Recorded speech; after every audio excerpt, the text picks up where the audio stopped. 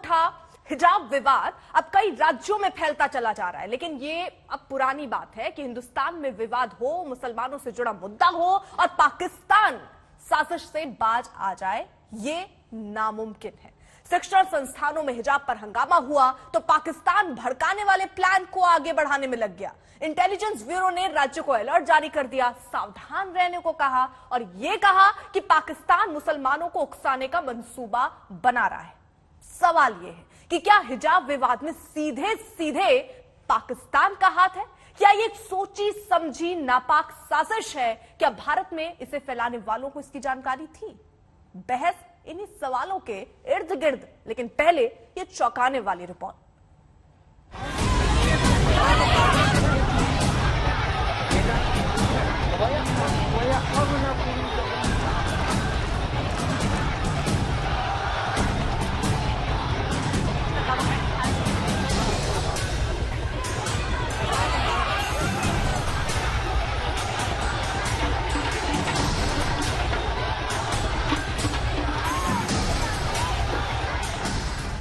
हिंदुस्तान में हिजाब पर विवाद की चिंगारी क्या भड़की? पाकिस्तान साजिश का बारूद ही झोंकने में लग गया। शिक्षण संस्थानों में ड्रेस कोड हो या पसंद के पहनावे की छूट मिले, पाबंदी हो या आजादी, ये बहस का मुद्दा हो सकता है। अपने अपने तर्क भी हो सकते हैं। एक लोकतांत्रिक मुल्क में ये सामान्य सी बात है। यहाँ विरोध भी हो रहे हैं, समर्थन भी हो रहा है, अदालत में सुनवाई भी हो रही है, लेकिन पाकिस्तान को इन सब से क्या लेना देना? उसे तो बस एक ही हुनर का पता है और वो है भारत के खिलाफ साजिश करना। वो बस वही कर रहा है। खुफिया एजेंसियों को इनपुट मिला है कि हिजाब पर विवाद के बहाने आईएसआई अशांति पैदा करने की साजिश कर रहा है। आईएसआई खालिस्तानी आतंकी संगठन सिख फॉर जस्टिस की मदद ले रहा है। सिख फॉर जस्टिस यानी एसएफआई के चीफ ने एक वीडियो जारी किया है। एसएफआई के वीडियो में भारतीय मुसलमानों को भड़काने की पूरी कोशिश की गई है। हर बार की तरह इस बार भी आईएसआई ने हिंदुस्तान में तनाव और अराजकता फैलाने की सुपारी ले ली है। सिख आतंकी संगठन को आगे कर पाकिस्तान ने हिंदुस्तानी मुसलमानों को मजहब के नाम पर उकसाने की ठेकेदारी फिर शुरू कर दी है। हालांकि उसकी दाल यहाँ भी नहीं गलने वाली। वो इस साजिश में मुंह की खाएगा, ये तो तय है। मैंने कहा पाकिस्तान भाड़ में जाए, भाड़ में जाए ना। पाकिस्तान से हम बताना चाह रहे हैं कि मलाला पर हमला पाकिस्तान में हुआ था, मलाला वहां से नहीं पड़ी तो उसको बरतानिया जाना पड़ा।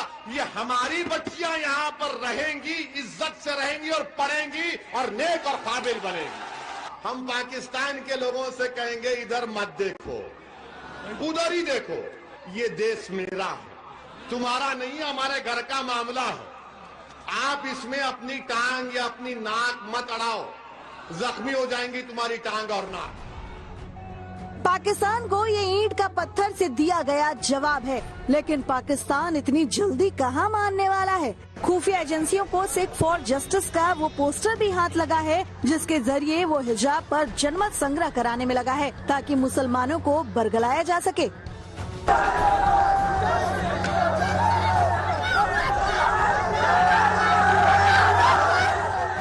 सिख फॉर जस्टिस ने अपने प्रोपेगेंडा वीडियो में हिजाब समर्थन करने वाली लड़की मुस्कान की तस्वीरों का भी इस्तेमाल किया है, लेकिन खुफिया एजेंसियां पूरी तरह इस साजिश को लेकर सतर्क हैं। दिल्ली, राजस्थान, उत्तर प्रदेश, बिहार और पश्चिम बंगाल जैसे मुस्लिम आबादी वाले राज्यों में आईएसआई की साजिश को ढेर करने के लिए आईबी ने सभी राज्यों को अलर्ट जारी कर दिया है। दिल्ली से अरविंद ओझा और हिमांशु मिश्रा के साथ आज तक ब्यूरो।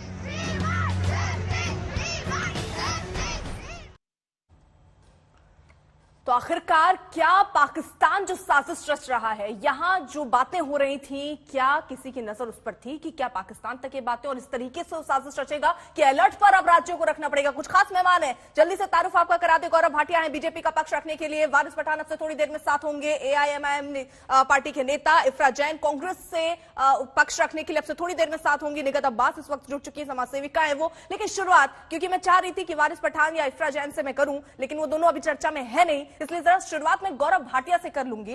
गौरव भाटिया, आपको क्या लग रहा है, हिजाब विवाद में सीधे सीधे पाकिस्तान का ही हाथ है और ये एक सोची समझी नापाक साजिश लग रही है क्या आपको? देखिए अर्पिता जी, सबसे पहले तो पाकिस्तान तो वो मुल्क भी कहना गलत होगा, वो आतंकिस्तान है जो हमारे पैरों की जो जूती है उस पे जो धूल है ना, उसके बराबर भी नहीं है। और होता क्या है कि कायर हमेशा मौका ढूंढता है कि किस तरह से किसी बहाने से पीछे से आके हमला करे। और पाकिस्तान जो है ये राग अलापता है, लेकिन हमें नहीं भूलना चाहिए ये जो कोबरा है, जो जहर उसके अंदर है, उसका फन हम लोग कई बार कुचल चुके हैं। मेरी चिंता दूसरी है, मेरी चिंता हर नागरिक की तरह एक और है। जो आस्तीन के सांप हैं, जो रहते भारत में, खाते यहां का है, पासपोर्ट यहां का है, लेकिन उसके बाद भी पाकिस्तान का एजेंडा बढ़ाते हैं आगे, उनको कुचलने का समय आ गया है। और देखिए अर्पिता जी, एक बात बहुत महत्वपूर्ण है, जब भारत देश का संविधान बना तो संविधान निर्माताओं ने पंथ निरपेक्ष देश दिया। पाकिस्तान एक इस्लामिक मुल्क है, हम एक पंथ निरपेक्ष, लेकिन वो प्रयास क्या करता है कि कोई भी अगर मुद्दा आए यहाँ पे, आस्तीन का सांप मैं बताता हूं कौन है।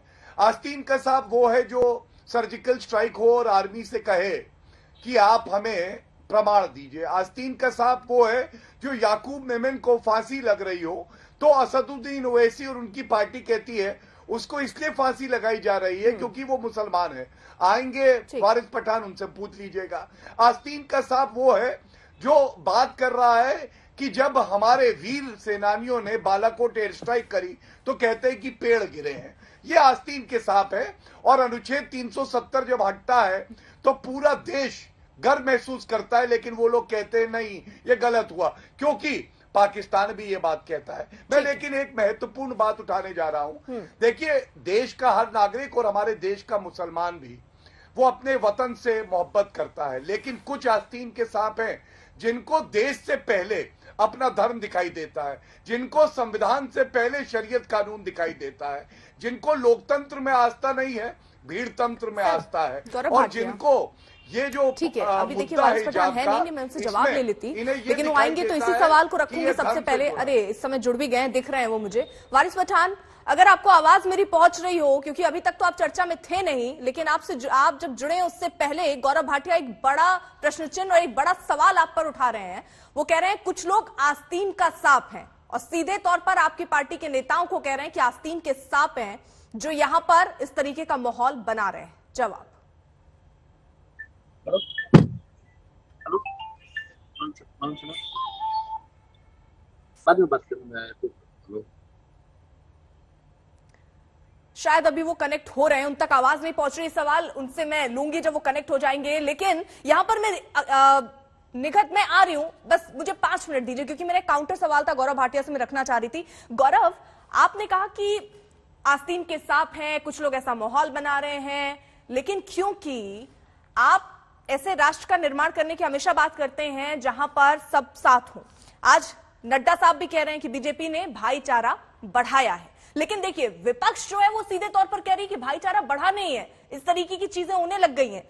आपको लगता है कि कर्नाटक सरकार को, प्रशासन को, कॉलेज स्कूल प्रशासन को इस पूरे मामले को पहले ही थोड़ा सुलझा लेना चाहिए? ये विवाद 40 दिन से वो बच्चियां प्रोटेस्ट कर रही थीं, अगर ये विवाद सुलझ जाता तो इतना बड़ा मुद्दा बनता नहीं। क्या इसे इतना बड़ा मुद्दा बनाया गया है?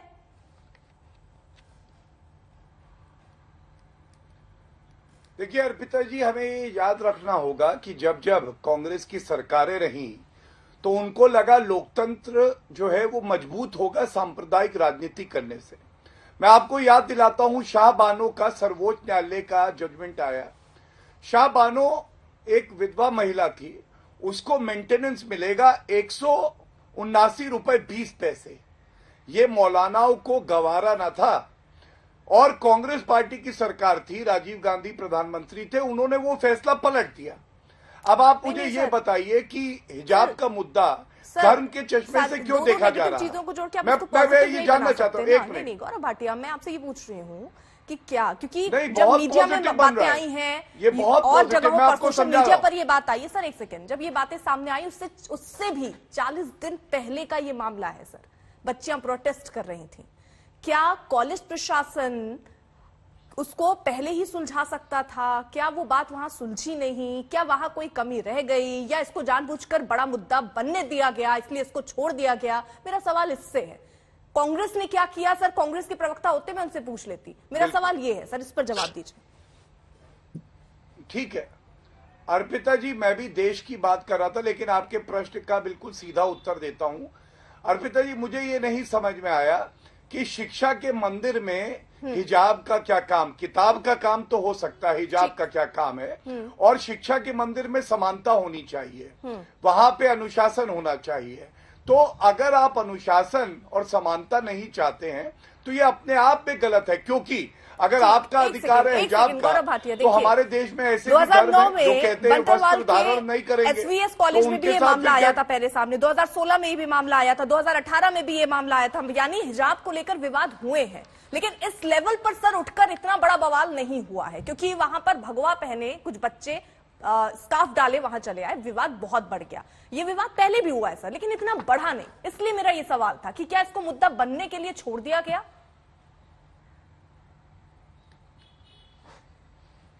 नहीं अर्पिता जी, मैं समझता हूं ये बवाल है ही नहीं, ये कोर्स करेक्शन है, सुधार है। और जब सुधार होगा तो जो लोग संविधान में आस्था नहीं रखते हैं उनको तकलीफ होगी, जो सांप्रदायिक राजनीति करते हैं उनको तकलीफ होगी, लेकिन जो सही है वो सही है। ठीक है, संविधान ये कहता है, कर्नाटक एजुकेशन एक्ट अगर आप तक पहुंच रहे हो तो मैं सवाल आप तक रखूं। वारिस पठान जी, अभी आपका आवाज आ रहा है मुझे। जी, अभी आप चर्चा में थे नहीं। गौरव भाटिया ने सीधे तौर पर कहा कि कुछ लोग आस्तीन के सांप हैं, इशारा आपकी पार्टी की तरफ। आप लोग आस्तीन का सांप हैं, यहां पर माहौल बिगाड़ने की कोशिश में लगे रहते हैं, क्या कहेंगे? नहीं, हम लोग तो क्या कर रहे हैं, भाजपा वालों को मालूम पड़ गया है कि इनकी जमीन खसक रही है, इनको इनकी हार दिख रही है, 5 राज्य में इनका सुपड़ा साफ होने वाला है इस मर्तबा, इसलिए इस किस्म की बातें करने आ गए। या कोई मुद्दे तो बचे नहीं है इनके पास। और हम तो संविधान की बात कर रहे हैं, हम तो संविधान में रहकर अपने हक की बात कर रहे हैं। हम तो ये बोल रहे हैं ना कि जो कर्नाटका का जो गवर्नमेंट नोटिफिकेशन आया है ये अनकॉन्स्टिट्यूशनल है, और हम तो दिखा भी रहे हैं सेक्शन 14, 15, 19, 21, 29 का ग्रॉस वायलेशन है, सेक्शन 25 का वायलेशन है ये। तो किस तरह से ये बात करें, और अब तो कोर्ट के अंदर मैटर है। मगर बीजेपी को एक मुद्दा चाहिए था नफरत फैलाने के लिए। इनके पास प्यार मोहब्बत नाम की कोई चीज ही नहीं है, इसलिए इनको कोई इंसान फूकता है तो उनको थूकता दिखता हुआ आता है आजकल। अगर कोई पढ़ के मुसलमान इंसान फूक भी दे तो इनको लगता है कि मुसलमान ने थूक दिया किसी की फ्यूनरल पे जाके। तो वैसी मानसिकता का इलाज क्या है? पब्लिक इनको जवाब देगी नफरत फैलाने के लिए। ये मुद्दा सबसे पहले उठाया आपकी पार्टी के नेता असदुद्दीन ओवैसी ने। क्या उनको इस बात अंदाजा था कि ये मामला पाकिस्तान तक पहुंचकर उस तरीके की साजिश रच दी जाएगी कि राज्य को अलर्ट तक करना पड़ेगा? सर, ऐसी जानकारी रखकर उन्होंने बयान दिया। हालांकि बाद में वो जरूर कह रहे हैं कि पाकिस्तान को उसमें टांग और नाक नहीं अड़ानी चाहिए, लेकिन आपको तो पता है ना उसकी चरित्र कैसा है पाकिस्तान का। देखिए, पाकिस्तान से मुझे तो कुछ लेना देना नहीं है। पाकिस्तान गया भाड़ में मैडम। ये पाकिस्तान का नाम लिए बिना भाजपा को खाना हजम नहीं होता। अगर पाकिस्तान नहीं होता तो शायद भाजपा के पास चुनाव में कोई मुद्दे ही नहीं होते। हमने तो मुद्दा कब उठाया, हमने सबने मैडम जब देखा कि एक मुस्कान नाम की लड़की कर्नाटका मांड्या में अपनी कॉलेज में जा रही थी अपने डॉक्यूमेंट सबमिट करने के लिए, वो स्कूटर से उठ के आती है, वहां पर 40-50 गुंडे लड़के गले के अंदर भगवा का वो शॉल पहन के आते हैं, उसको हैकलिंग करते हैं, जय श्री राम के नारे लगाते हैं उसके सामने।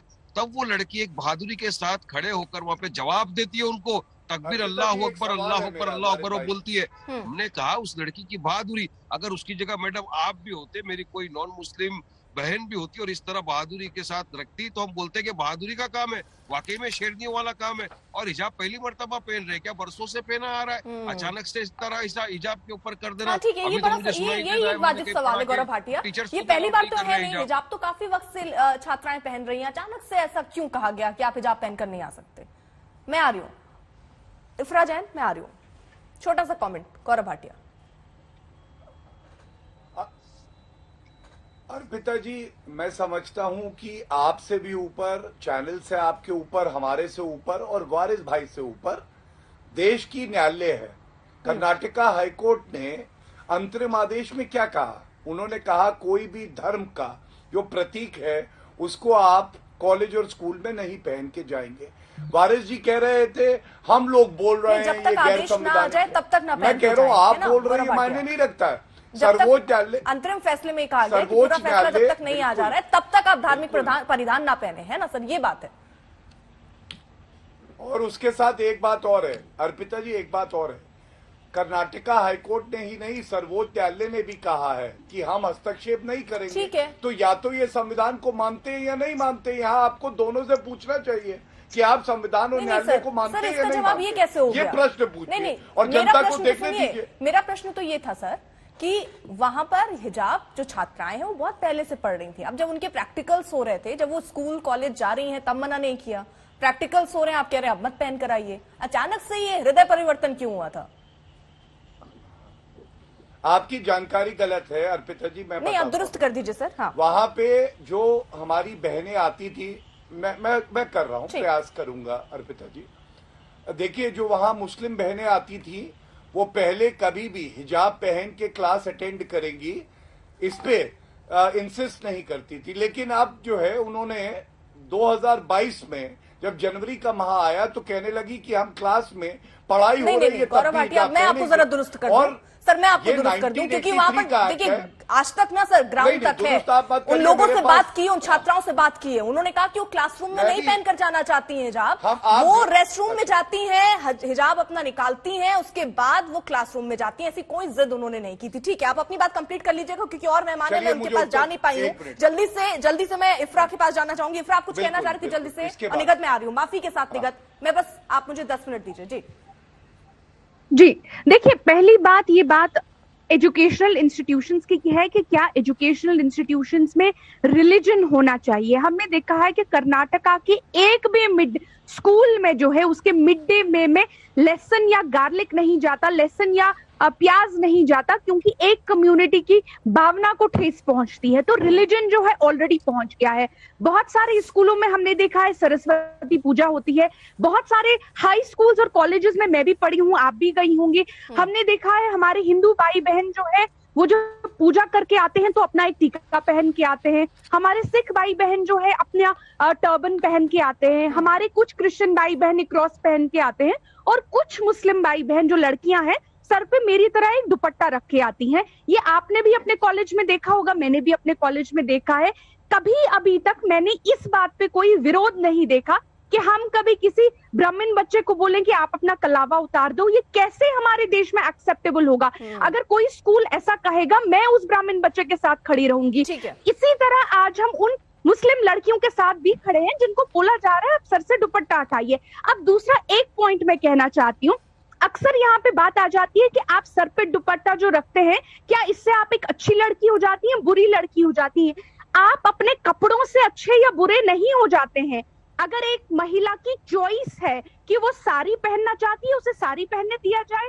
अगर वो स्कर्ट पहनना चाहती है वो स्कर्ट पहने, सर पे दुपट्टा रखना चाहती है रखे, नहीं रखना चाहती है उसे उतारना चाहती है वो भी बहुत अच्छी बात है।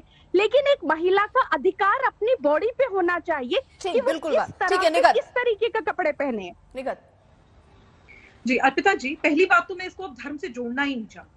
हम बात कर लेते हैं जो सच, और सच ये है कि एक ड्रिवन पॉलिटिकल एजेंडा है। एंड ये मैं इसलिए कह रही हूँ, मैं बड़ी रिस्पॉन्सिबिलिटी के साथ ये इसलिए कह रही हूँ क्योंकि जब से भारतीय जनता पार्टी की सरकार आई है तब से विपक्ष को कभी भी कोई भी भ्रष्टाचार हो या दंगे फसाद का मुद्दा नहीं मिला। तो अब विपक्ष ने क्या किया? विपक्ष ने एक मैन्युफैक्चरिंग यूनिट बनाई जो जितने भी ऐसे मुद्दे हैं वो मैन्युफैक्चर किए जाते हैं। जैसे शाहीनबाग एक मैन्युफैक्चर्ड एक मुद्दा था, फेल हो गया। फिर इन्होंने किसानों को भड़काया, वो भी एक मैन्युफैक्चर्ड मुद्दा था, वो भी फेल हो गया। अब इन्होंने, क्योंकि चुनाव चल रहे हैं 5 राज्यों में और कर्नाटका में आने वाले, अब इन्होंने सोचा कि इनका जो वोट बैंक है उसके लिए कैसे एक मैन्युफैक्चर करें ये लोग मुद्दा, तो इन्होंने हिजाब का मुद्दा बनाया। क्यों, मैं बताती हूँ क्यों। वो इसलिए बना है क्योंकि इन्हें ये लग गया कि अगर मुसलमान भाई बहन पढ़ लिख जाएंगे, बढ़ जाएंगे, तो अपनी जहनियत का इस्तेमाल करेंगे और वोट तो जाके मोदी जी को ही देंगे, क्योंकि विकास हो रहा है, तरक्की हो रही है। लेकिन अगर हम हिजाब का मुद्दा बना देंगे तो माता पिता अपनी बच्चियों को घर बिठा लेंगे कि बेटा हिजाब तुम्हें अलाउड नहीं है, तुम जाके मदरसों में पढ़ो। निगत, वहां पर छात्र भी पहुंचे थे, भगवा कलर का स्कार्फ पहने हुए। मैं उस पे उनके साथ कोई नहीं खड़ा अर्पिता जी, उन लोगों के साथ भी कोई नहीं खड़ा। जो उस बच्ची के साथ हुआ वो गलत था, है और रहेगा, उसको मैं कभी जस्टिफाई नहीं कर रही। मैं क्या कहना चाहती हूँ कि यहाँ पर प्रोपोगेंडा क्या चल रहा है, आप मुझे बताओ अर्पिता जी, और सारे पैनल पे लोग यहाँ पर मुझे बताए, इफरात जी भी बताए, वारिस जी भी बताए कि क्यों ऐसा है कि सानिया मिर्जा के बाद आज तक हमारे पास कोई मुसलमान स्पोर्ट्स वुमेन नहीं है। हमारे जो पूरे विश्व में देखा जाता है cricket, Indian women cricket team में एक भी मुसलमान बच्ची नहीं है। नेशनल गेम हॉकी, एक भी बच्ची हमारे पास नहीं है जो नेशनल विमेन टीम में हॉकी के खेलती हो। क्यों नहीं है? क्योंकि इन बच्चियों को बुरखे के पीछे दबा दिया जाता है, इन्हें देखिए ओके निघा जी, देखिए इन्होंने कहा, इन्होंने ठीक है, एक सेकंड उनको कंप्लीट कर लें दीजिए। ठीक है निघा, बस मेरी एक और बात कि क्या ये लोग चाहते हैं, ये बच्चियों को दबा कर चाहते हैं कि मुसलमान बच्चे सिर्फ शादी करें, बच्चे पैदा करें और इनके लिए घर पर बैठकर नल्ली और नहरी पकाएं और कुछ नहीं। इन बच्चियों का जो फ्यूचर है ये बर्बाद करने की साजिश और कुछ नहीं। देखिए पहली बात तो अगर आप निघत जी की बात सुनेंगी तो आपको लगेगा कर्नाटका में शायद हमारी या कांग्रेस की या AIMM की सरकार है, और AIMM की सरकार ने उन मुसलमान बच्चियों के लिए कोर्ट्स, स्कूल्स के और कॉलेजेस के दरवाजे बंद कर दिए। अगर आपका दिल उन मुसलमान लड़कियों के लिए धड़कता है हमारी तरह, तो कॉलेज का दरवाजा खोलिए उनके लिए। जब वो गुहार लगा रही थी, हम पढ़ना चाहते हैं, हमको कॉलेज आने दो, दरवाजे पे उनकी वीडियो वायरल हो रही थी, कॉलेज की एडमिनिस्ट्रेशन अंदर नहीं आने दे रही थी। कर्नाटका की बीजेपी गवर्नमेंट कहती है कि कैसे आने दे जब तक इस सर से दुपट्टा नहीं हटाएंगी। मैडम, उन लोगों के दरवाजे कॉलेज के लिए और शिक्षा के स्थानों के लिए हम लोगों ने और वारिस पठान ने और किसी ने बंद नहीं किए। उनके दरवाजे शिक्षा के लिए बीजेपी की सरकार ने बंद किए हैं, और आज तक हम यही कह रहे हैं कि उनके लिए शिक्षा के दरवाजे खोलिए।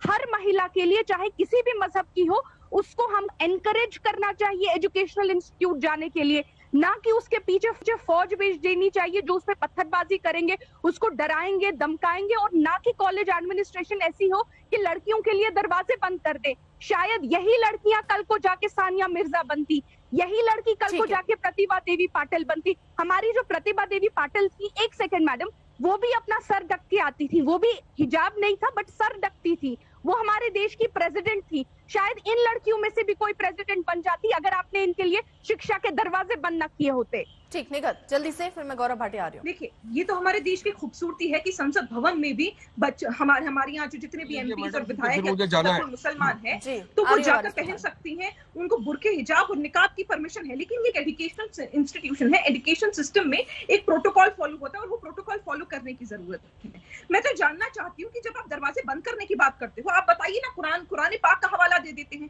कि कुरान पाक में पहला लफ्ज जो है ना अर्पिता जी, वो इकरा है। इकरा का मतलब होता है पढ़ाई लिखाई, यानी गौर फरमाना। तो पढ़ाई लिखाई को तो हम हिजाब से पहले रखते हैं। आप मुझे बताइए, वारिस पठान भाई यहाँ पर बैठे हुए हैं कि AIMIM ने तो ये कहा है कि पहले हिजाब और फिर किताब। हम तो लड़ इसलिए रहे हैं कि पहले किताब और फिर हिजाब। लड़ाई सारी खत्म हो जाएगी, फिर पढ़ाई को तवज्जो देंगे। किताब की पहले किताब के हिजाब।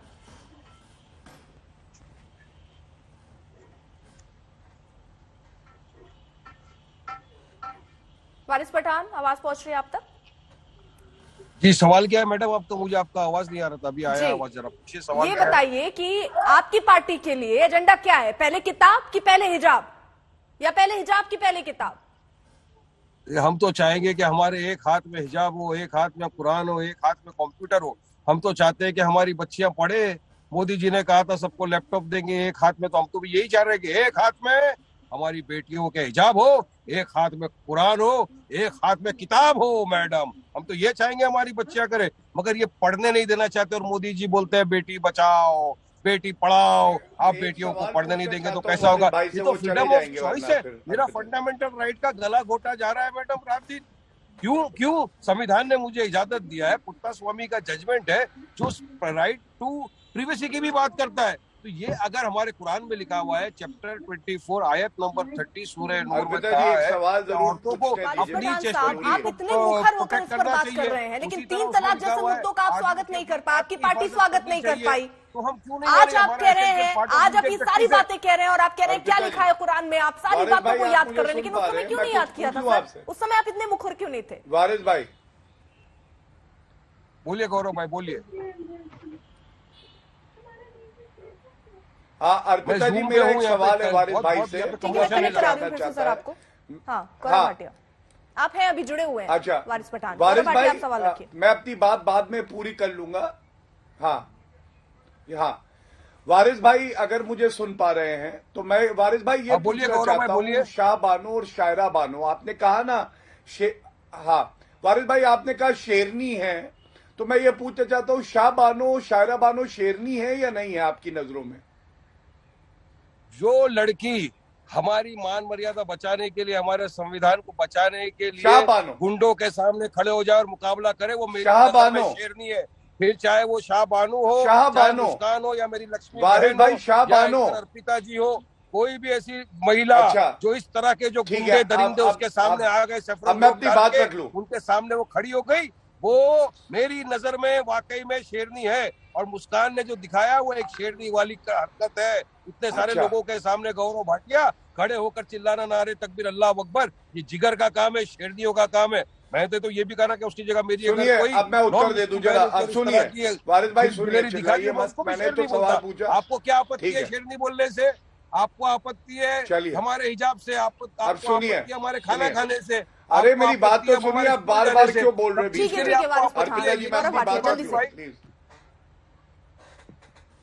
नहीं गौरव भाई देखिए, मैं जूम हाँ, पे हूँ, मुझे आपकी आवाज देखिए, यही दोगला, सुनिए, हाँ अच्छा मैंने सुन लिया आपका जवाब, अब मैं अपनी बात रख लूं।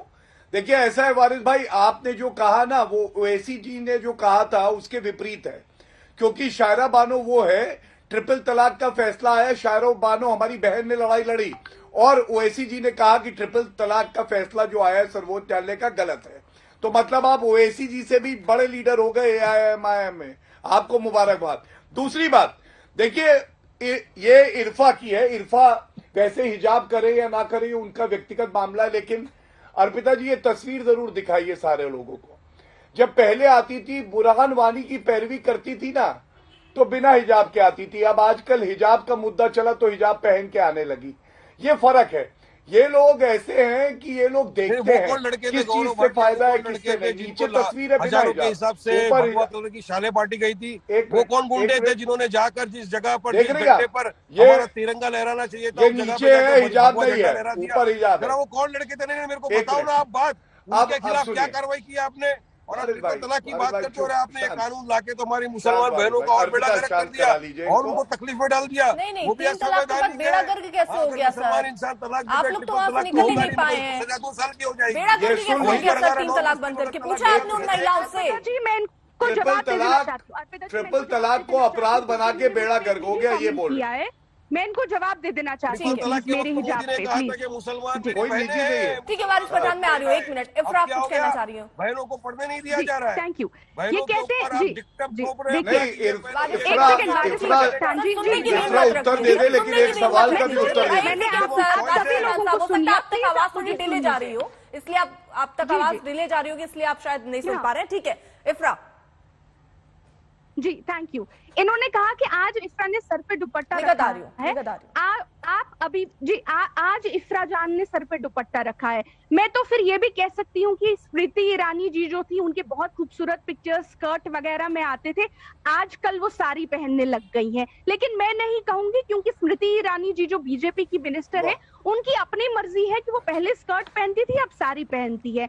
अगर इफ्रा जान की बात आती है, आप आज भी मेरी प्रोफाइल पिक्चर दे सकते हैं, मैं जब मर्जी है तब जीन्स भी पहनती हूँ, उसकी पिक्चरें भी तो आप ये बताइए, मेरी प्रोफाइल पिक्चर जो है सर पे दुपट्टा। एक second please don't interrupt Gaurav Bhatia जी, मैं आपको एक सवाल लीजिए, बताइए क्यों सवाल नहीं पूछे जा सकते आपसे? नहीं, I can not speak like that. मैंने आपसे सवाल पूछने के मेरे टाइम में मत क्यों नहीं?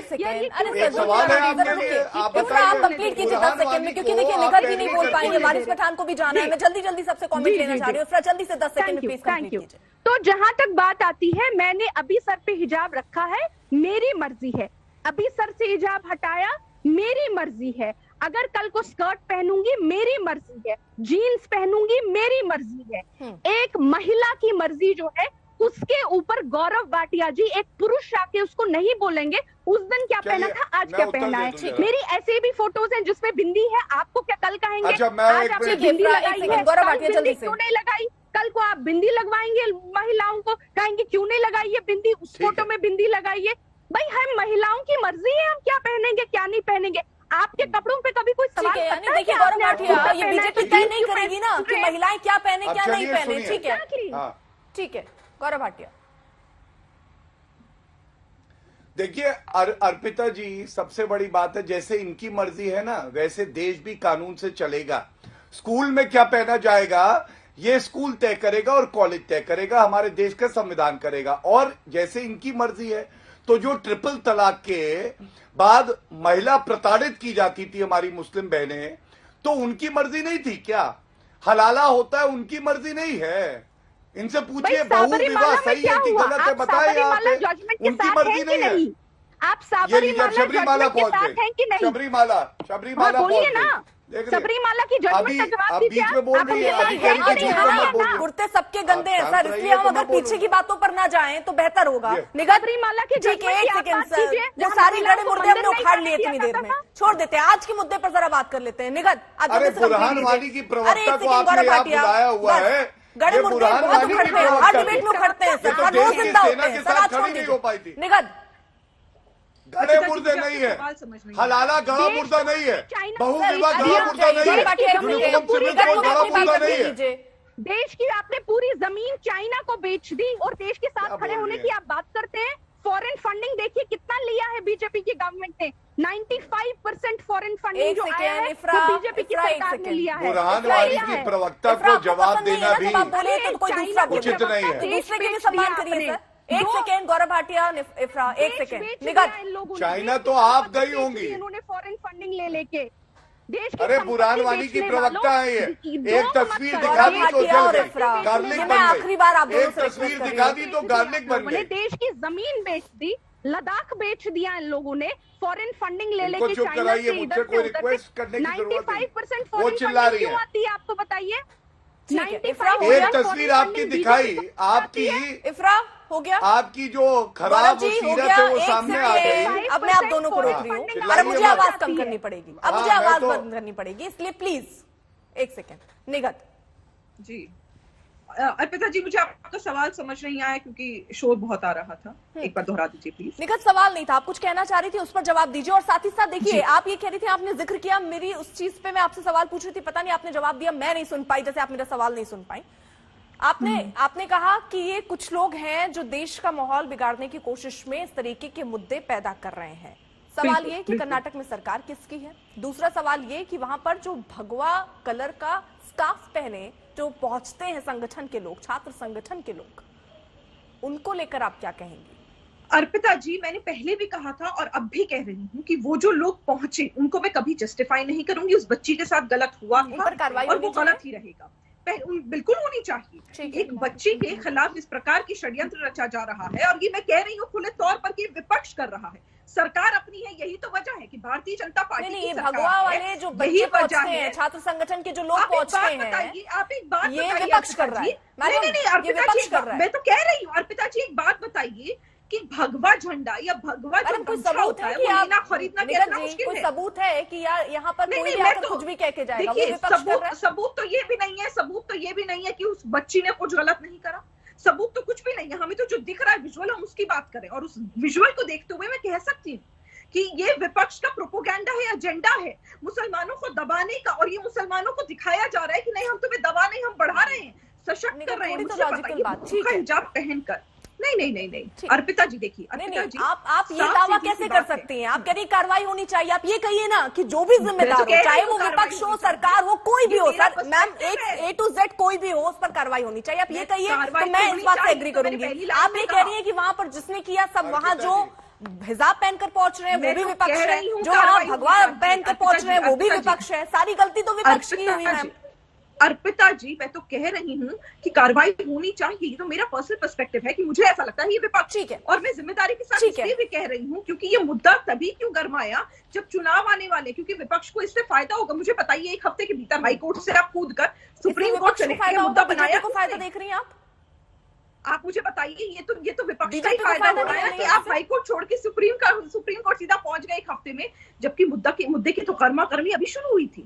मतलब आपने इतना पेशेंस नहीं रहा क्योंकि आपको एक स्टेटमेंट देनी थी। कैसे आप कह रही हैं कि भाई इससे विपक्ष को फायदा होगा, बीजेपी को फायदा नहीं होगा? आप विपक्ष को इसलिए होगा ना आप मतलब जितने राजनीतिक जानकार हैं वो कह रहे हैं सीधे तौर पर फायदा बीजेपी को दिख रहा है। अर्पिता जी, अब देखिए, कोई व्यक्ति अगर उस पार्टी की तरफ से, विपक्ष की तरफ से बोल रहा तो जाहिर सी बात है वो भारतीय जनता पार्टी का नाम लेगा। लेकिन मैं यहाँ पर एक बच्ची के लिए बात कर रही हूँ। जब वो 6 बच्चियां हाई कोर्ट से एक हफ्ते के कर्नाटक के गृह मंत्री अरागा ज्ञानेंद्र कह रहे हैं कि हिजाब मामले में कांग्रेस नेता आग में तेल डालने का काम कर रहे हैं। जी देखिए, अगर आप देखेंगे कि जहां पे भी पोलराइजेशन होती है, इस तरीके की पोलराइजेशन, ये पोलराइजेशन हमेशा मेजॉरिटेरियन कम्युनिटी को सपोर्ट करती है। यहाँ पे जो पोलराइजेशन हो रही है, इससे सीधे हुआ है, जैसा निगत कह रही हैं कि विपक्ष को फायदा होगा इससे। एब्सोल्युटली नहीं। इससे अगर किसी को फायदा होगा तो ये सीधा सीधा इसका सारा फायदा जो है बीजेपी की गवर्नमेंट को जाता है, क्योंकि ये बार बार दिखाने की कोशिश कर रहे हैं कि देखो, आप लोगों को मुसलमानों से डर है, आप लोगों को मुसलमानों से डरना चाहिए।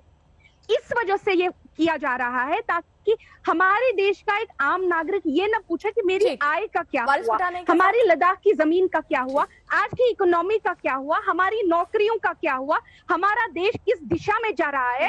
वो सवाल न करे कि अस्पताल का क्या हुआ, वो कोरोना के लिए सवाल न करे। तो किसी लिए मुसलमान के नाम पे विपक्ष से क्या ये सवाल नहीं होना चाहिए? सरकार से ये सवाल देखिए मैंने सीधे पूछ लिए, लेकिन विपक्ष से क्या ये सवाल नहीं होना चाहिए कि कौन से मुद्दे, जब वहां पर बाकायदा इसको लेकर कॉलेज स्कूल बंद किए गए, स्कूल प्रशासन अपने हिसाब से, कॉलेज प्रशासन काम कर रहा है, हाई कोर्ट में मामला चल रहा है, फैसला आना अभी बाकी है, इन सब के बीच इस मुद्दे को और बड़ा कर आपको नहीं सोचना चाहिए कि ऐसा मुद्दा जो देश के लिए ठीक नहीं हो सकता, क्योंकि कई अब विदेशी अलग अलग देशों से ऐसे बयान आ रहे हैं जो अब जज करने लगते हैं भारत को इस हिसाब से, तो एक विपक्ष के तौर पर कौन सा मुद्दा कितने प्रबल तरीके से उठाना चाहिए? आप एक सेकेंड, जब भी कांग्रेस पार्टी के प्रवक्ता, समाजवादी पार्टी के प्रवक्ता, कोई भी विपक्ष का बंदा यहां आता है तो सीधे तौर पर कहता है भैया रोजगार पे बात कर लो, विकास पे बात कर लो, लेकिन यहां आकर हिंदू मुस्लिम ही होता है, यहां आकर हिजाब पर ही चर्चा होती है। तो क्या विपक्ष को इस लिहाज से जिम्मेदार नहीं होना चाहिए कि कौन सा मुद्दा उठाना चाहिए, कौन सा नहीं? देखिए, जहां तक विपक्ष की बात आती है, अगर आप हमारे ट्विटर हैंडल्स देखेंगे, हमारे फेसबुक हैंडल्स देखेंगे, हम हमारे देश का हर मुद्दा उठाते हैं, लेकिन न्यूज चैनल्स कौन सा मुद्दा उठाती हैं वो आप तक डिपेंड करता है। जहां तक आप कहती हैं कि इंटरनेशनली जो है, अब इंटरनेशनल लोग सवाल करना शुरू हो गए हैं, बिल्कुल सही बात है। प्रियंका गांधी अगर रैली करती हैं तो उसमें जहां जहां वो हिंदू मुस्लिम करती है हम सिर्फ वही उठाते हैं, जहां जहां वो रोजगार और विकास की बात करती है वो हम उठाते नहीं। राहुल गांधी जहां विकास और रोजगार की बात करते हैं वो हम नहीं दिखाते हैं, वो हिंदू मुस्लिम करते हैं तो हम दिखाते हैं। अर्पिता जी, मैंने ऐसा बिल्कुल भी नहीं, आप यही कह रही हैं कि मीडिया वाले वही दिखाते हैं। मैम, एक तो ये बहुत सीधा सा तरीका है, सबसे पहले आप अपने सिर की टोपी दूसरे को पहना दीजिए, और मैं चलिए पहन ले रही हूँ, चलिए, क्योंकि इस डिस्कशन में आना ही नहीं है, इससे आम जनता का वक्त बर्बाद होता है। कौन रोजगार की बात कर रहा है, कौन विकास की बात कर रहा है, ये पब्लिक को भी पता है, और मतदान के माध्यम से वो दिखा भी देगी कि कौन रोजगार मुद्दा विकास के मुद्दे के साथ एजेंडे पे नीचे उतर रहा है। लेकिन गौरव भाटिया, देखिए, यहाँ सीधा सवाल बीजेपी से ये उठता है कि आप लोग बहुत सारे मुद्दों को डाइवर्ट कर देते हैं, बड़े बड़े मुद्दे बना दिए जाते हैं, ये सीधा आरोप लगता है बीजेपी पर।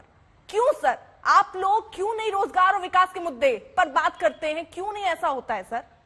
ये हिजाब का मुद्दा, क्या मेरा पहला ही सवाल जिसको मैं वापस से आपसे दोहरा रही हूं, क्या ये मुद्दा पहले नहीं सुलझाया जा सकता था? कोर्ट तक जाग चला गया पूरा मामला, वहां आपकी सरकार है, मुद्दा वहां नहीं सुलझाया जा सकता था?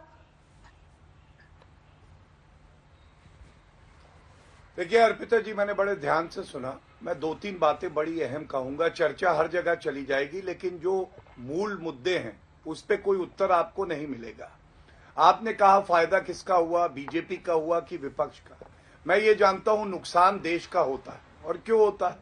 सर्वोच्च न्यायालय और उच्च न्यायालय का फैसला आ गया है, कानून है 1983 से है, क्यों नहीं मानेंगे? मैं ये पूछना चाहता हूं। ये बड़ी चिंता का सबब है।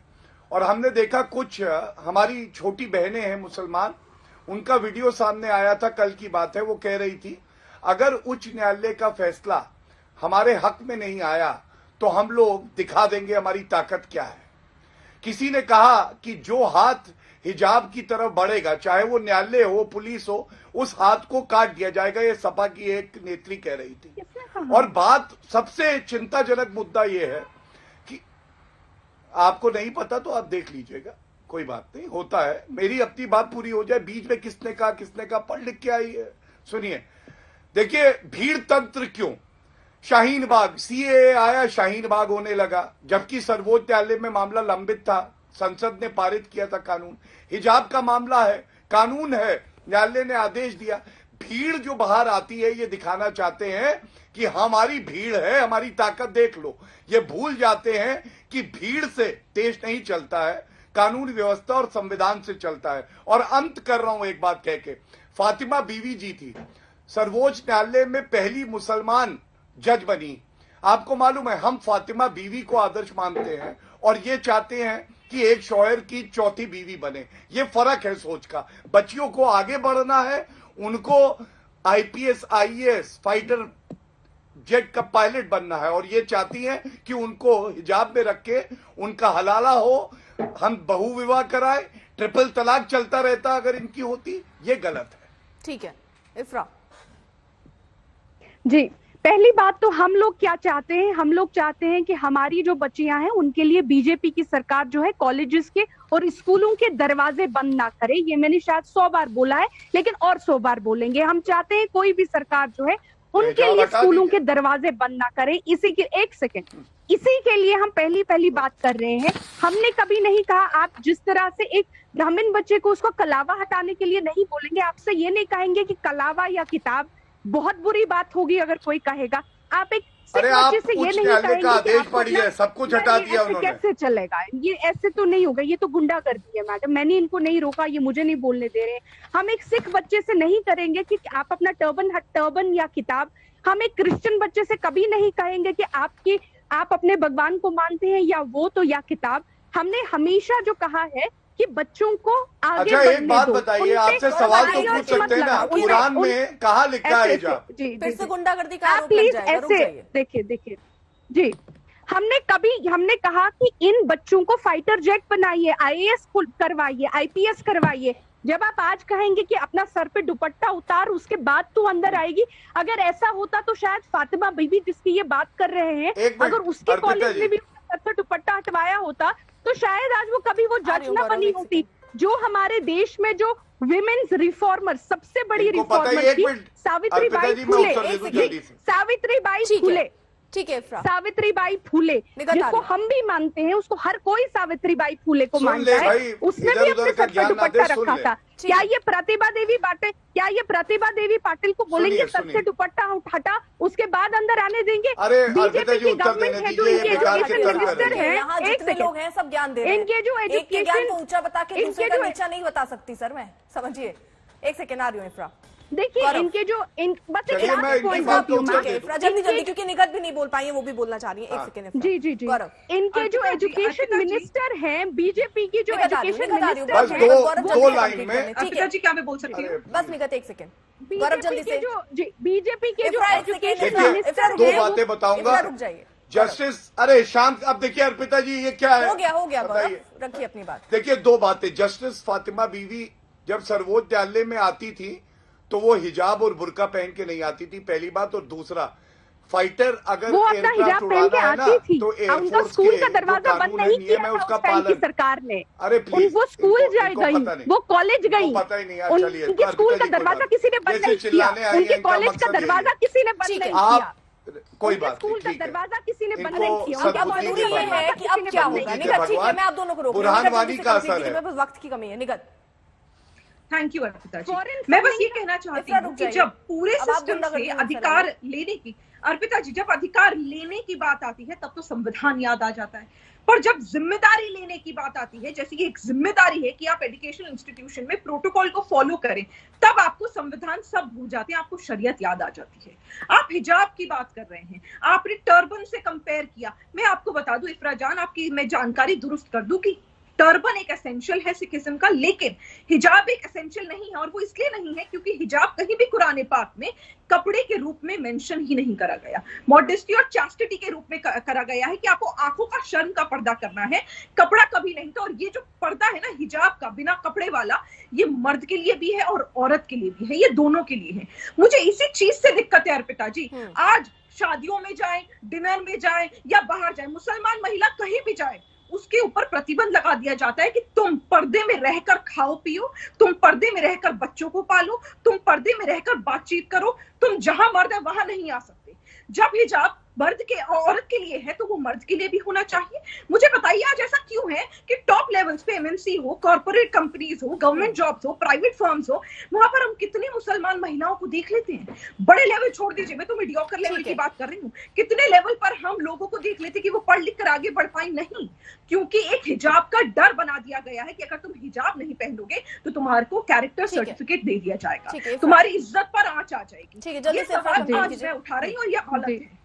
देखिए, मुझे नहीं पता निखत जी कहाँ पे उन्होंने ये चीजें सुनी है। वो खुद एक मुसलमान महिला है और खुद वो बिना हिजाब के बैठी हैं। तो अगर अक्सर ये सवाल जो है उन्हीं लड़कियों से आता है, कुछ जो टीवी पे आज बोल रही हैं कि मुसलमान घरों में लड़कियों को तंग किया जाता है। भाई अगर उनको तंग किया जाता है तो आपको तंग क्यों नहीं किया गया? जब आपको तंग नहीं किया गया, आप बीजेपी के साथ जुड़ी हुई हैं, बिला हिजाब के हैं, तो आप कैसे उनके लिए बोल रही? वो लड़कियां आके खुद बोलेंगी ना। आप कैसे किसी महिला के बदले उनके लिए आप मौका देंगे, इफ्रा तो बोलेंगी ना। यही तो मैं तो आएंगे टीवी पे। देखिए, कोई औरत आए टीवी पे और कहे कि हाँ मुझे घर वालों ने तंग किया तो बात बने। ये कहना कि उस ऐसे घरानों में ऐसा होता है, फिर तो कोई कह सकता है कि हिंदू घरानों में लड़कियों को मजबूर किया जाता है सिंदूर पहनने पे, गलत होगा। मुझे कैसे पता?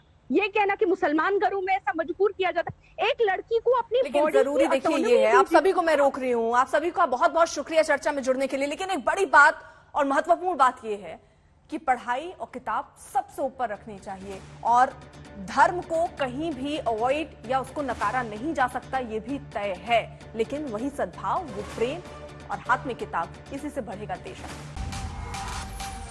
आज तक बेमिसाल 20 साल।